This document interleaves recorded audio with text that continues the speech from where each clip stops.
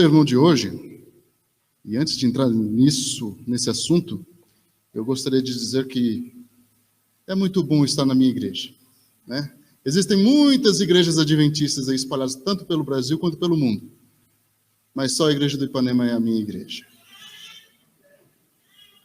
Eu estou muito feliz de ver vocês, ver aqui os rostos queridos, meus amigos, e nós somos uma família, né? E quando me convidam para pregar aqui, tem um sabor todo especial.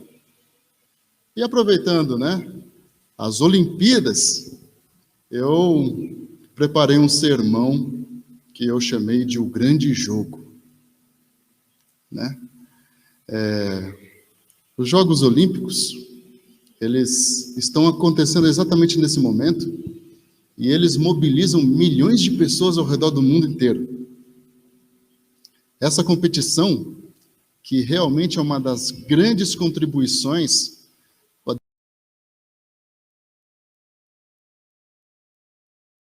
de melhor no ser humano. A competição saudável, o espírito esportivo, né? E, enfim, nós temos grandes lições, grandes coisas a aprender com tudo isso. Não poderia deixar também de cumprimentar também os meus pais que estão assistindo o sermão de casa, e também os meus irmãos Michele, Rafael, Railton e o Harrison.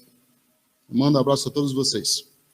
Bem, mas, quando nós abrimos a Bíblia, nós temos uma história muito importante para cada um de nós, certo?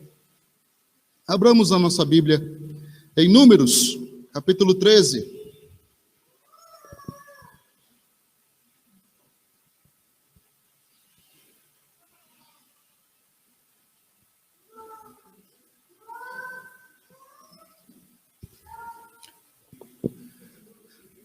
Todos acharam? Amém. Então, no capítulo 13 de Números, nós encontramos uma importante história. O povo de Israel já havia sido tirado miraculosamente do Egito. E então, como todo bom comandante, Moisés ordenou que fossem escolhidos 12 homens, um de cada tribo, para espiar a terra. E o texto diz assim, né? No verso 17: enviou-os, pois, Moisés a espiar a terra de Canaã, e disse-lhes: subi ao Neguebe, e penetrai nas montanhas, vede a terra, que tal é, e o povo que nela habita, se é forte, se é fraco, e se poucos ou muitos. E qual é a terra em que habita, se é boa ou má, e que tais são as cidades em que habita, e se em arraiais ou em fortalezas, ou seja, sem muros ou com muros essas cidades. Bem, e então esses homens passaram alguns dias a conhecer a terra que um dia pertenceu a Abraão.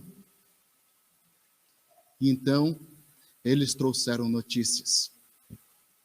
Olhem lá, ao cabo de 40 dias que eles ficaram espiando a terra, voltaram de espiar. Caminharam e vieram a Moisés e a Arão e a toda a congregação que estavam ali expectantes, esperando as notícias. E deram-lhes conta a eles, a toda a congregação, e mostraram-lhes o fruto da terra. Relataram a Moisés e disseram: fomos à terra que nos enviaste, e verdadeiramente mana, leite e mel. Esse é o fruto dela. O povo, porém, que habita na terra é poderoso, e as cidades muito grandes e fortificadas.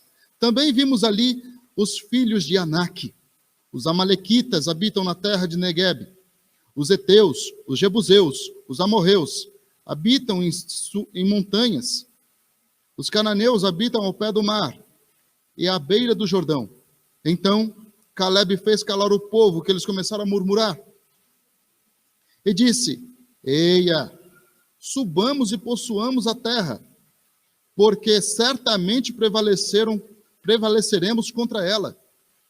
Porém, os homens com que tinha subido disseram: Não podemos subir contra aquele povo, porque é mais forte do que nós.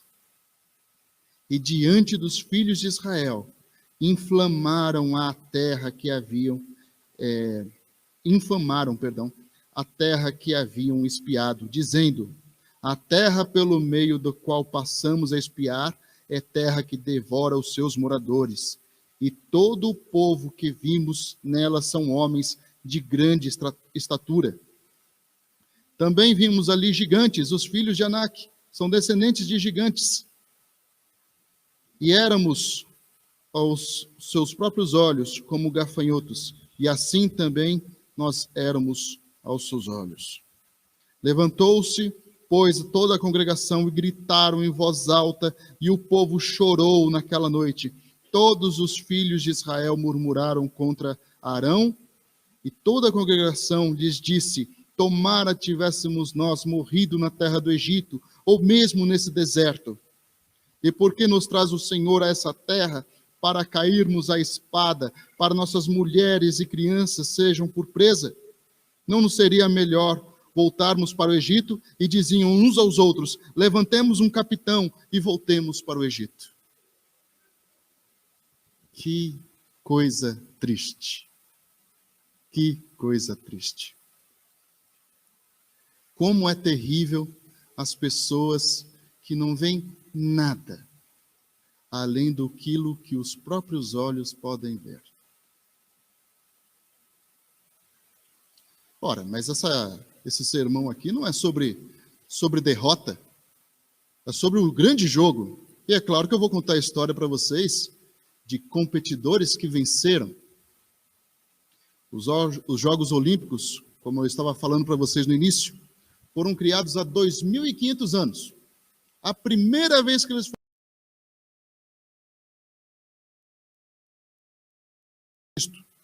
e envolvia basicamente uma competição chamada pentátulo, que envolvia o arremesso de peso, de disco, a lança, né? Também envolvia a corrida e terminava com luta. A primeira vez que os jogos voltaram a ser praticados na nossa era foi em 1896. E o Brasil participou pela primeira vez em 1920. E desde então, o Brasil tem participado todas as vezes. Mas, claro que eu não sou um competidor olímpico, mas eu quero que vocês abram a Bíblia de novo e leiam 1 Coríntios, 1 Coríntios, capítulo 9, verso 24 a 27.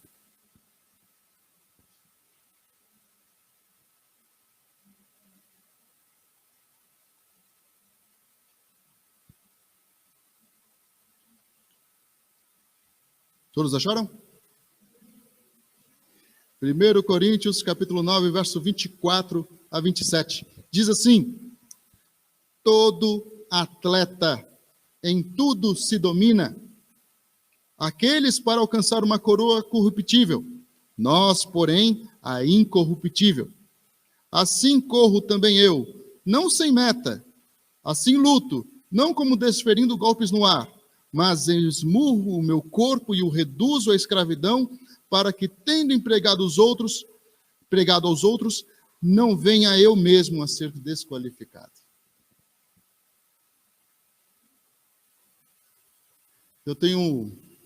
Essas duas passagens que nós lemos têm um significado especial muito, muito grande para mim. Porque eu não sei quanto a vocês, quantos de vocês tiveram oportunidade de participar de uma competição. Mas alguns anos atrás, e alguns quilos atrás também, Em 2017, para ser mais específico, eu participei de uma competição. Era o Campeonato Sul-Americano de Karatê. Na ocasião, eu estava estudando teologia no UNASP. E eu tinha uma equipe. Eu dava aula de karatê ali na cidade de Engenheiro Coelho. Nossa equipe era pequena, mas muito promissora. Nós não tínhamos uma academia, um lugar para treinar. Nós treinávamos na área verde de uma quadra. E eu falava para os meus alunos: não importa o que aconteça, vai haver treino.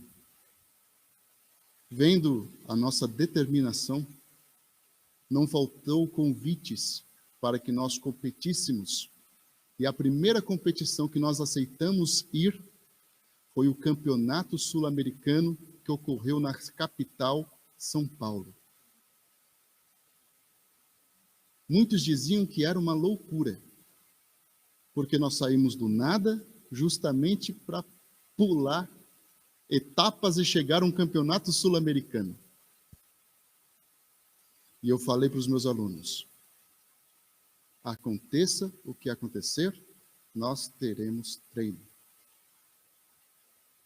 Chovia e nós estávamos lá, debaixo de chuva, vestindo aquele kimono que é chamado de karategi.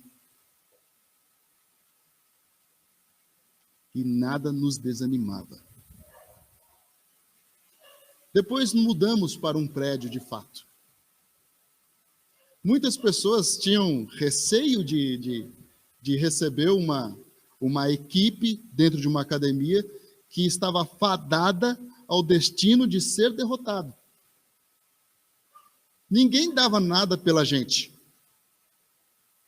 A cidadezinha de Engenheiro Coelho é desse tamanhozinho. E não faltou provações, nem antes, nem durante e nem depois. O exemplo de Paulo, né, tem significado especial porque Deus nos abençoou naquele ano em tudo. Nos abençoou em tudo. Nós treinamos um ano inteiro, 365 dias por ano, pensando nesse único dia que nós iríamos competir.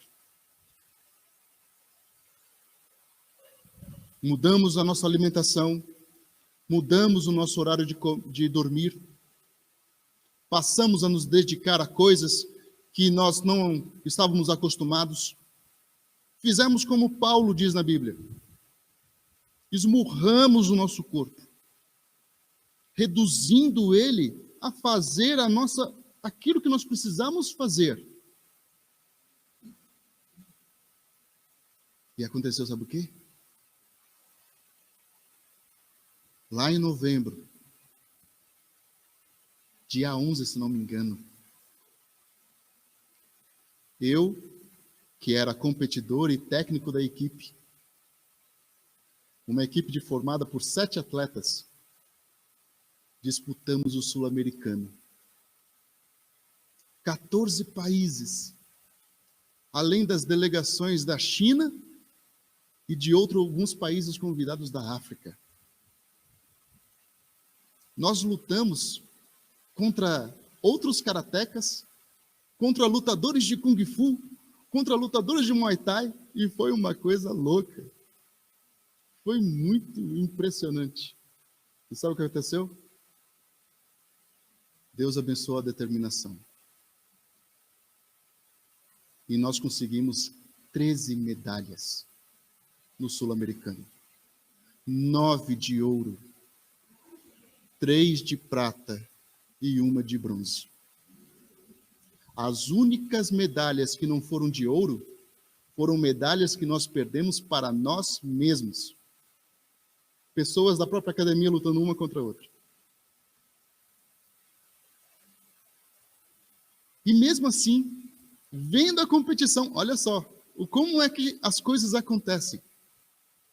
Antes da competição, falavam assim, mas a sua academia, só 7 pessoas, vocês se estão preparados mesmo? E eu falava, não, estamos nos preparando. Nós estamos nos preparando. Meus alunos ficavam preocupados. Mas sensei. Vamos treinar. Queriam fazer coisas mirabolantes. Vamos fazer como acontece nos jogos por aí. Eu falava, não. Vamos treinar o básico. Se nós formos bons no básico, não vai ter erro. Não é para vocês saírem por aí correndo nas paredes ou pulando por cima das coisas. Não, é o básico. É o básico que nós precisamos treinar. E nós treinamos. Entramos naquela competição. Muita gente assistindo. Aquele frio passando pela coluna. E eu tentando fazer uma cara de confiante para os meus alunos e tentando ser para eles o porto seguro. E eu só falava assim, calma, calma, mesmo estando desesperado. E então, os meus alunos começaram a participar. Aliás, perdão, né? O primeiro a participar fui eu. E eu cheguei lá, fui fazer a competição, ganhei, milagre. Eu não sei o que foi que aconteceu, mas eu sei que deu tudo certo, entendeu? Deu tudo certo. Daí eu, já lá com a medalha de ouro assim no peito já, daí eu falei para os meus alunos assim, agora é vocês.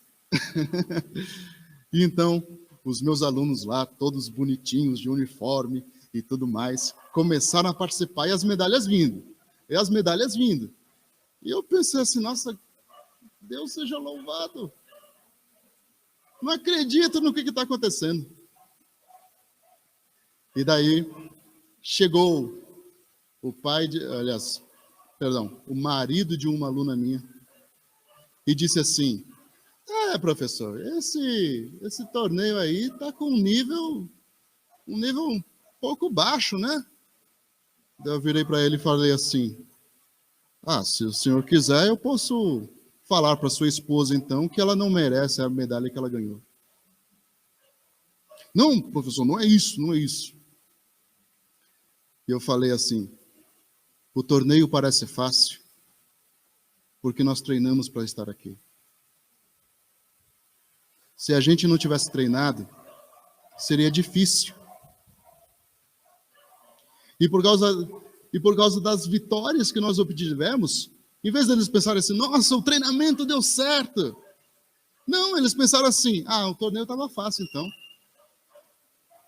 Para você ver como o ser humano é medíocre e ruim.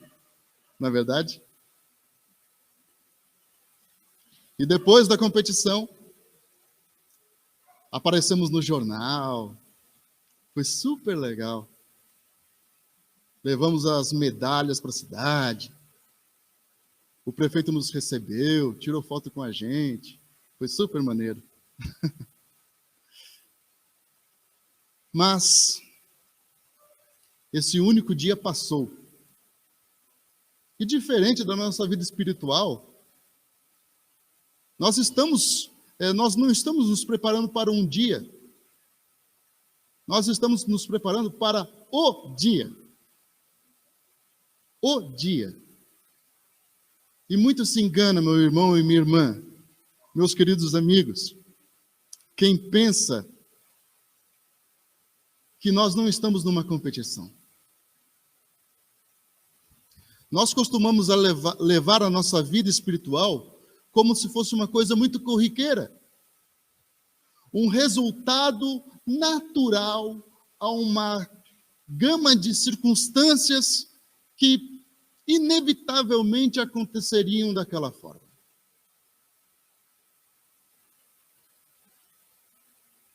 Mas não.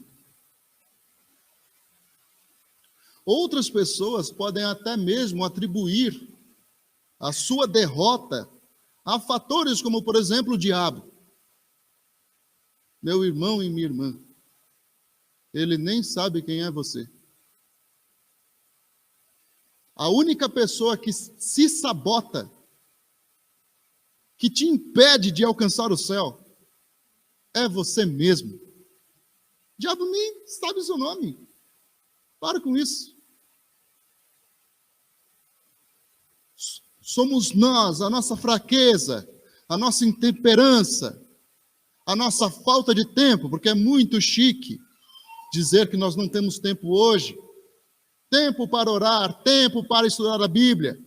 E consideramos essas coisas corriqueiras e sem valor.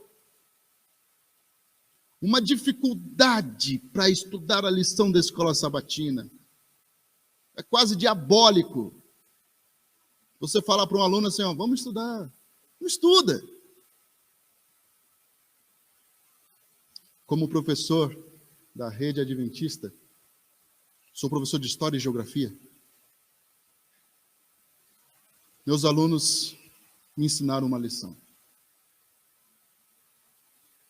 Não importa o quanto eu me esforce para salvar um aluno da reprovação, quem não estuda é reprovado. Eu estou ali carregando o aluno, carregando ele nas costas, vai. E não vai. Tira nota baixa. Não faz o trabalho, não faz as atividades de casa. Mas o engraçado, sabe o que é? Que os alunos que mais estudam são os que mais se preocupam com as notas. Já repararam isso? Vocês que são professores? Os alunos que não têm nem risco, não têm nem possibilidade de ficar reprovado, estão lá, professor, quanto eu tirei? Professor, já fiz o trabalho, o senhor viu? Desse jeito, e sempre com aquela cara de terror. Professor, calma, filho, calma. Está tudo tranquilo. Faz os trabalhos lindos, trabalhos que eu guardo lá numa caixa especial, só dos trabalhos mais bonitos que eu já recebi na minha vida. E estão lá, sempre preocupados em passar. Os outros alunos que eu vou dormir, oh meu Deus, ajuda fulano. E não vai. Por quê? Porque Deus não pode fazer uma coisa que só você pode fazer. Abra a Bíblia. Em Mateus capítulo 11, verso 12.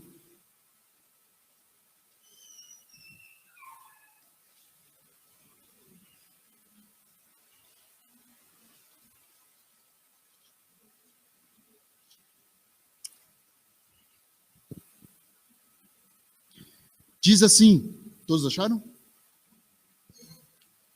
Mateus capítulo 11, verso 12. Aí, então vamos lá.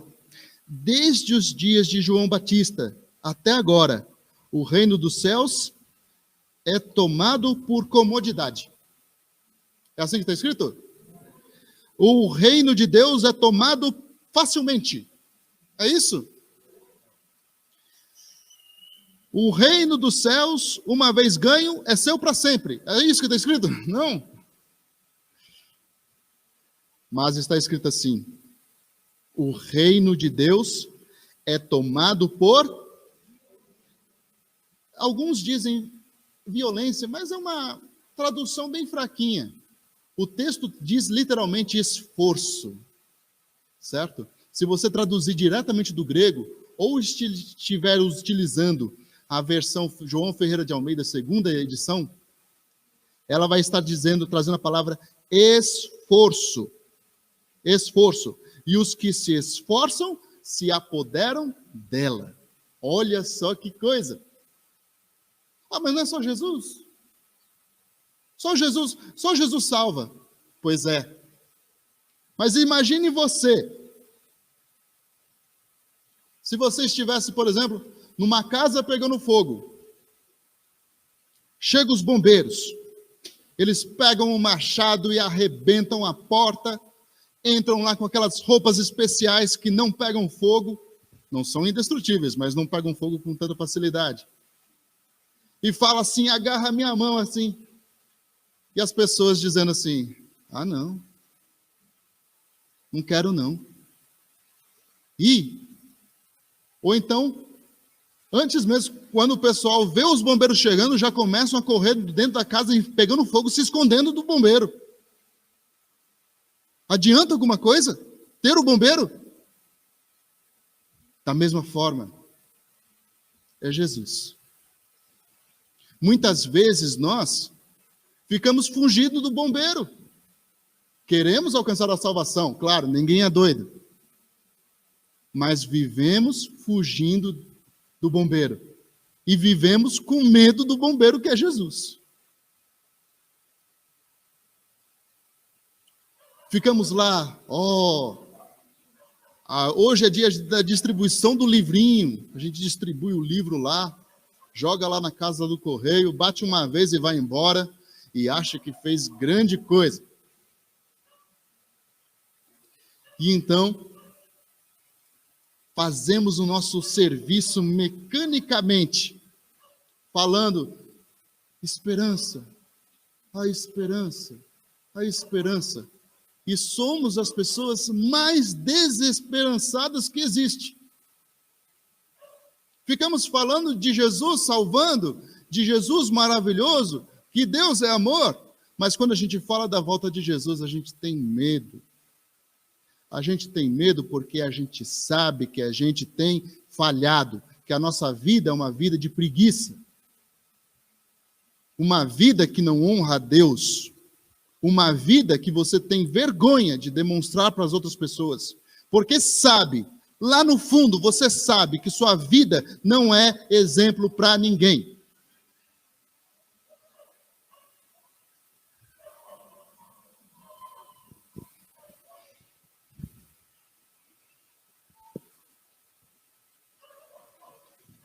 Mas,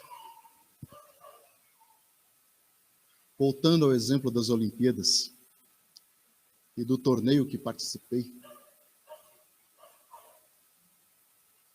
as pessoas, os competidores, eles abrem mão de muita coisa a fim de conquistar uma medalha que é corruptível. Eu trouxe para vocês verem, não as medalhas lá do torneio, porque eu não encontrei. Mas eu trouxe para vocês verem a minha primeira medalha de bronze, que eu ganhei num torneio aqui em Brasília. Ela é importante para mim porque foi a primeira medalha que eu ganhei depois de adulto. Depois que eu cheguei à conclusão, realmente, não, eu agora sou um profissional desse esporte. Eu conquistei essa medalha aqui. Mas isso aqui, sabe o que é? Está escrito bem assim, ó. Segundo o Campeonato Brasiliense de Karatê Interestilos, 2009. Sabe o que acontece em 2010? Não vale mais nada. Eu não sou campeão de 2010. Eu sou medalha de bronze de 2009. Eu não sou campeão sul-americano. Eu fui campeão sul-americano em 2017. Agora, meu irmão e minha irmã, pratique, treine a espiritualidade de vocês. Ser adventista do sétimo dia, ou melhor, ser cristão, ou seja, imitadores de Cristo, não é uma questão de treinar um ano, é uma questão de treinar a vida inteira. É uma prática para a vida toda. Uma coisa eu aprendi também. No karatê é assim. Você treina e está lá. Você para de treinar e é como o japonês diz. Se você não manter o fogo aquecendo a água, ela vai fazer o quê? Esfriar. E muitas vezes nós deixamos a nossa espiritualidade o quê? Esfriar. Sabe como acontece? Começa com um filme. Não estou falando demonizando os filmes. Existem muitos filmes bons e eu uso eles direto nas minhas aulas. Mas eu estou dando esse exemplo porque esse exemplo foi uma lição para mim. Sempre estudava a Bíblia naquele horário. Naquele horário, vou estudar a Bíblia. Então, e certa vez, aconteceu de ter aquele filme imperdível sábado à noite com os amigos da igreja. E por causa desse evento, eu deixei de ler a Bíblia naquele horário. E sabe o que aconteceu? Meu amigo, quebrou todo o meu esquema. Não sei o que aconteceu. Eu sei que a única vez que eu deixei de ler a Bíblia, parece que me atrapalhou o resto do ano. Ficava me atrasando todas as vezes. Todas as vezes. Ano bíblico, já era. Tudo por causa que eu falhei um dia.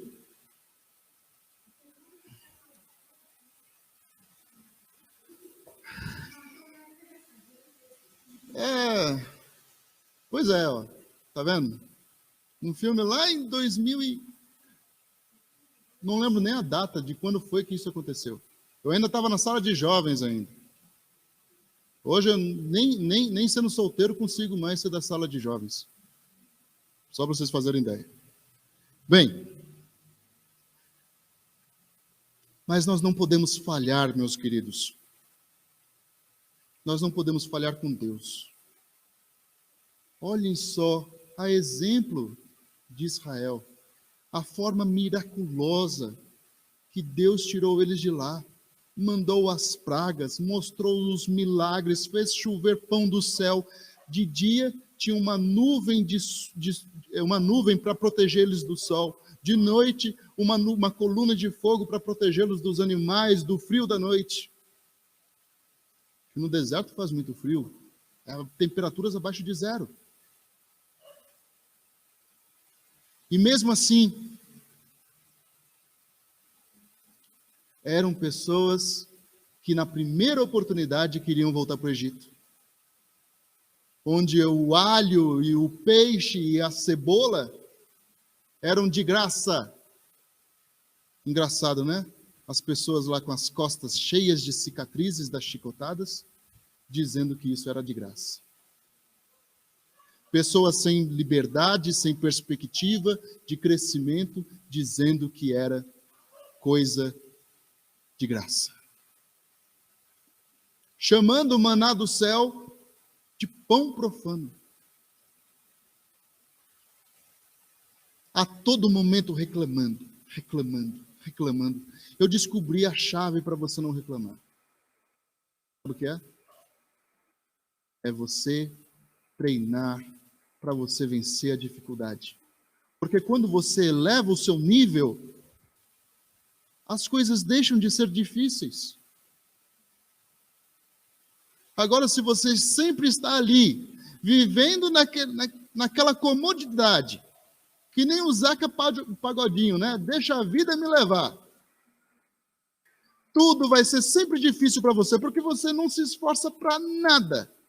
E aquelas pessoas ali, saindo do Egito, eram assim. Elas não estavam ali no esforço, elas estavam sendo arrastadas pelos outros, pelos poucos que eram fiéis a Deus. Homens de Deus, como Moisés, Arão, Josué, Caleb, que estavam ali, todos eles arrastando aquela corja, aquele populacho que só fazia peso, só fazia volume. Não seja volume para a sua igreja também. Não seja volume também para a casa de Deus.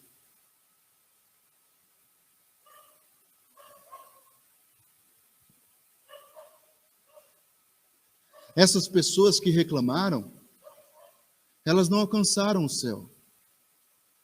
Elas estão lá até hoje, tombadas no meio do deserto. Até hoje.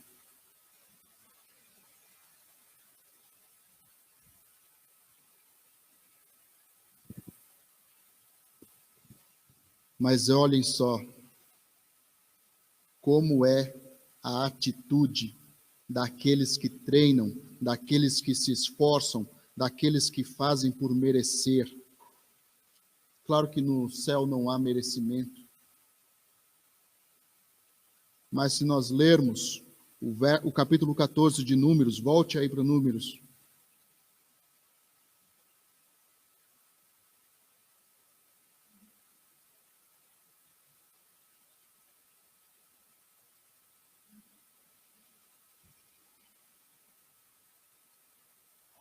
Verso 5, 14, verso 5. Então Moisés e Arão caíram sobre seu rosto perante a congregação dos filhos de Israel. E Josué, filho de Num, e Calebe, filho de Jefoné, dentre os que espiaram a terra, rasgaram as suas vestes, um sinal de tristeza, né? E falaram a toda a congregação dos filhos de Israel, dizendo: a terra pelo meio da qual passamos a espiar é terra muitíssimo boa. Se o Senhor se agradar de nós, então nos fará entrar nessa terra e nos-la dará, terra que mana leite e mel. Tão somente não sejais rebeldes contra o Senhor e não temais o povo dessa terra, porquanto como pão os podemos devorar. Retirou-se deles o seu amparo, o Senhor. Aliás, verdade. Retirou-se deles, ou seja, dos povos lá de Canaã, o seu amparo. O Senhor é conosco, não temais. E ainda hoje, essa é a promessa para nós.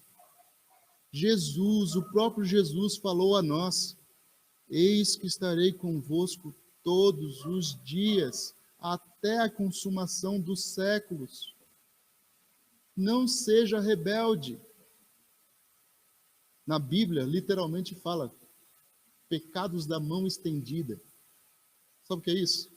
Eu sei que estou errado, mas eu estou fazendo. Então, queridos, não seja rebelde. Não pratique as coisas que você sabe que é errado. Valorize a tua vida. A Bíblia, olha, uma das provas que realmente o ser humano está numa decadência, para mim, é quando a Bíblia fala bem assim: olha, eis que ponho diante de vocês 2 caminhos, o da vida e o da morte. Daí parece que o Espírito Santo ainda dá uma cutucada assim em quem está escrevendo o texto, né? E fala assim: escolhe a vida para que você viva. Né? Ainda dá dica, vai pela vida, viver é bom. E muitas atitudes da gente não condiz com aquilo que nós estamos acreditando, com aquilo que estamos praticando. Mas, queridos, se nós as praticarmos, se nós fizermos de Jesus o nosso maior amigo, o nosso treinador, aquele que nos salva, também nos dará a vitória completa.